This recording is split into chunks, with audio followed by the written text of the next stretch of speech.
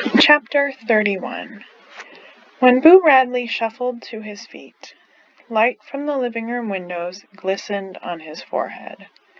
Every move he made was uncertain, as if he were not sure his hands and feet could make proper contact with the things he touched.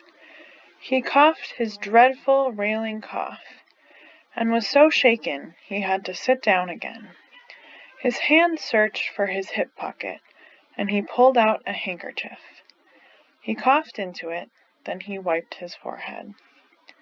Having been so accustomed to his absence, I found it incredible that he had been sitting beside me all this time, present. He had not made a sound. Once more he got to his feet. He turned to me and nodded toward the front door. "You'd like to say good night to Jem, wouldn't you, Mr. Arthur? Come right in."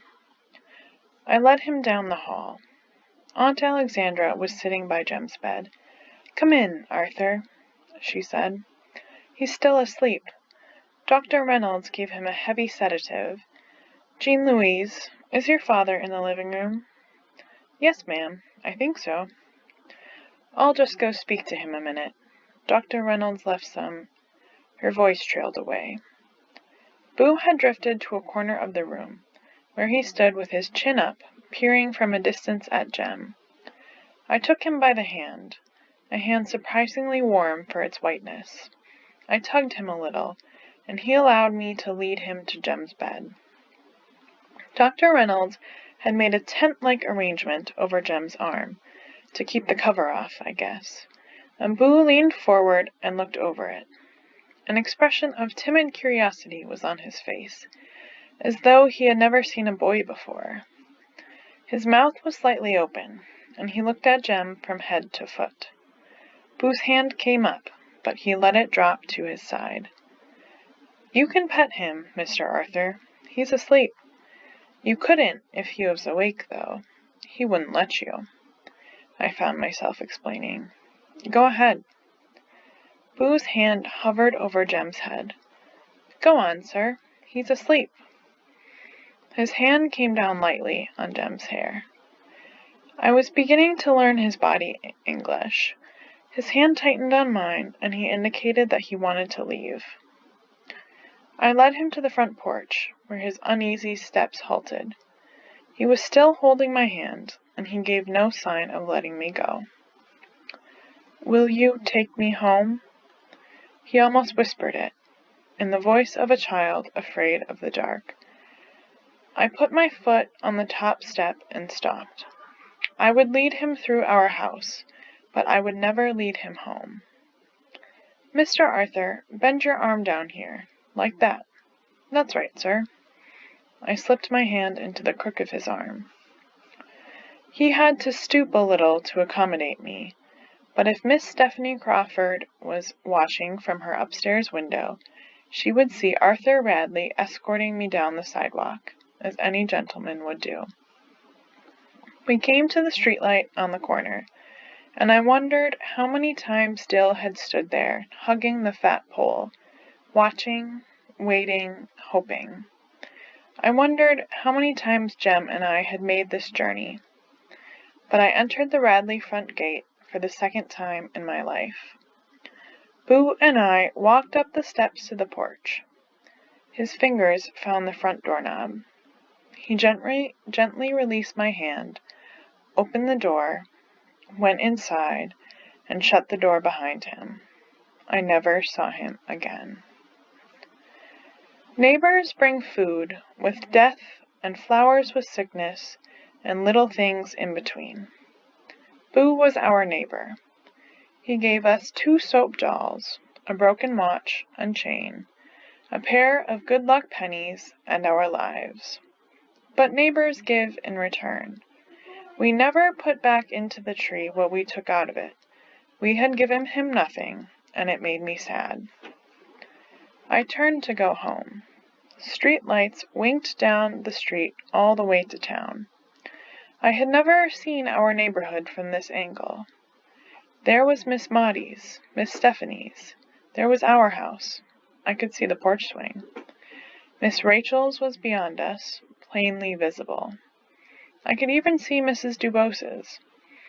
I looked behind me. To the left of the brown door was a long, shuttered window. I walked to it, stood in front of it, and turned around. In daylight, I thought, you could see the post office corner. Daylight. In my mind, the night faded. It was daytime, and the neighborhood was busy. Miss Stephanie Crawford crossed the street to tell the latest to Miss Rachel. Miss Maudie bent over her azaleas. It was summertime, and two children scampered down the sidewalk toward a man approaching in the distance. The man waved, and the children raced each other to him. It was still summertime, and the children came closer. A boy trudged down the sidewalk, dragging a fishing pole behind him. A man stood waiting with his hands on his hips. Summertime, and his children played in the front yard with their friend, enacting a strange little drama of their own invention. It was fall, and his children fought on the sidewalk in front of Mrs. Dubos's. The boy helped his sister to her feet, and they made their way home.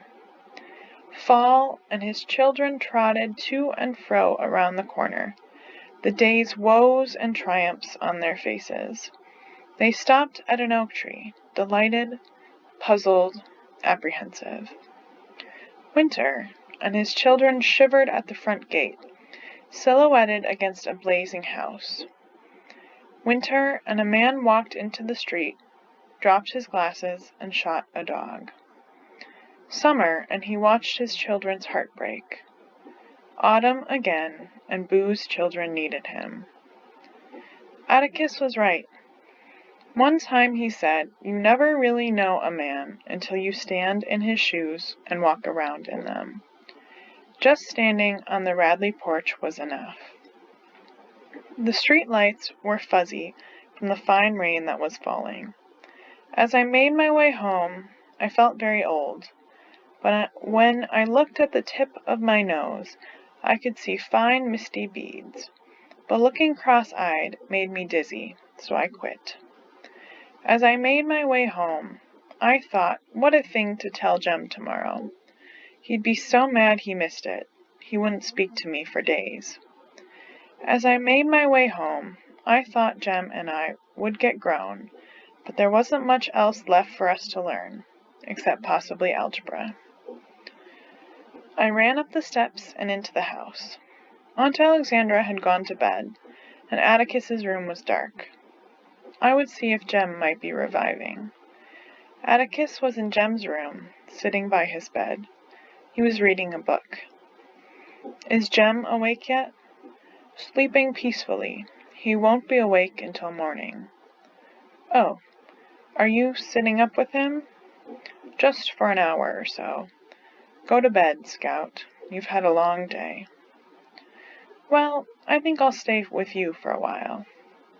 Suit yourself, said Atticus. It must have been after midnight, and I was puzzled by his amiable acquiescence. He was shrewder than I, however. The moment I sat down, I began to feel sleepy. What you reading? I asked. Atticus turned the book over. Something of Jem's, called The Gray Ghost. I was suddenly awake. Why'd you get that one? Honey, I don't know. Just picked it up. One of the few things I haven't read, he said pointedly. Read it out loud, please, Atticus. It's real scary. No, he said. You've had enough scaring for a while. This is too... Atticus, I wasn't scared. He raised his eyebrows, and I protested. Leastways, not till I started telling Mr. Tate about it. Jem wasn't scared. Asked him, and he said he wasn't. Besides, nothing's real scary, except in books. Atticus opened his mouth to say something, but shut it again. He took his thumb from the middle of the book and turned back to the first page. I moved over and leaned my head against his knee. He said. The Gray Ghost by Secretary Hawkins. Chapter 1. I willed myself to stay awake, but the rain was so soft, and the room was so warm, and his voice was so deep, and his knee was so snug, that I slept. Seconds later, it seemed, his shoe was gently nudging my ribs. He lifted me to my feet and walked me to my room. "Heard every word you said," I muttered. "Wasn't sleep at all. 'S about a ship, and three-fingered Fred, and Stoner's boy." He unhooked my overalls, leaned me against him, and pulled them off. He held me up with one hand and reached for my pajamas with the other. "Yeah, and they all thought it was Stoner's boy messin' up their clubhouse and throwing ink all over it, and—" He guided me to the bed and sat me down. He lifted my legs and put me under the cover. "And they chased him and never could catch him, 'cause they didn't know what he looked like. And Atticus, when they finally saw him, why, he hadn't done any of those things. Atticus, he was real nice." His hands were under my chin, pulling up the cover, tucking it around me. Most people are, Scout, when you finally see them.